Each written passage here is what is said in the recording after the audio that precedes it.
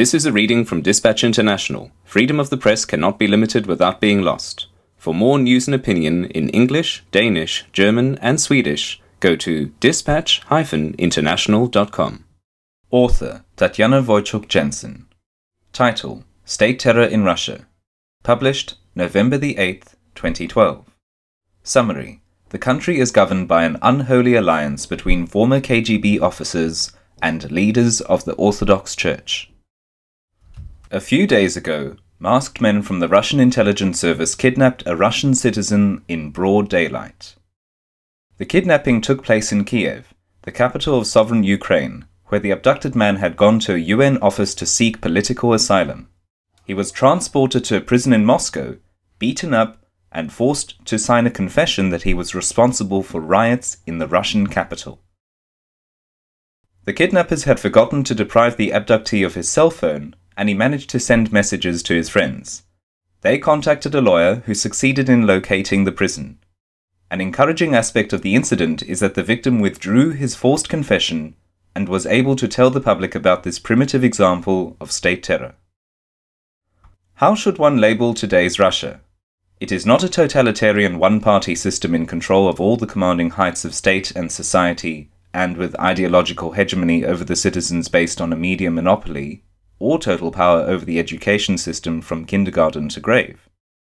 Nor is it, despite elections with the participation of several parties, a democracy enjoying the rule of law, that is, a system where every citizen may count on just treatment and where false accusations are not used to silence people who are considered troublemakers.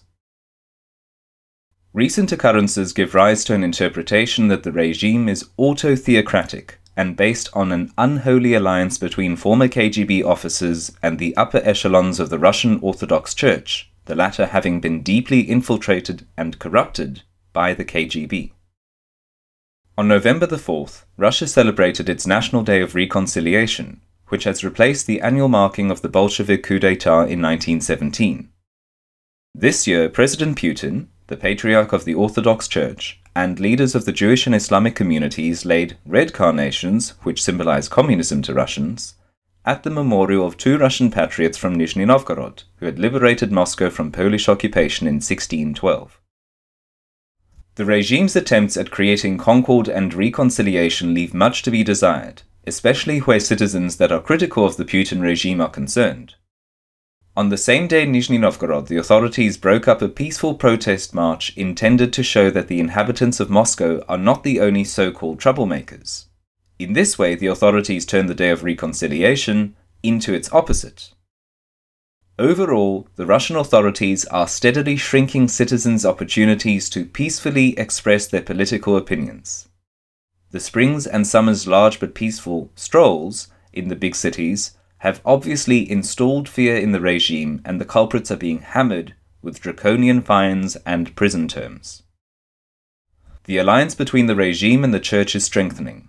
During a recent open-air ceremony in St. Petersburg, the town's bishop prayed for the president's and mayor's health and addressed them as "Your Right Reverend Excellencies," an expression from the times of the Tsars, which is resented by many Russians who see it as yet another confirmation of a convergence of church and government.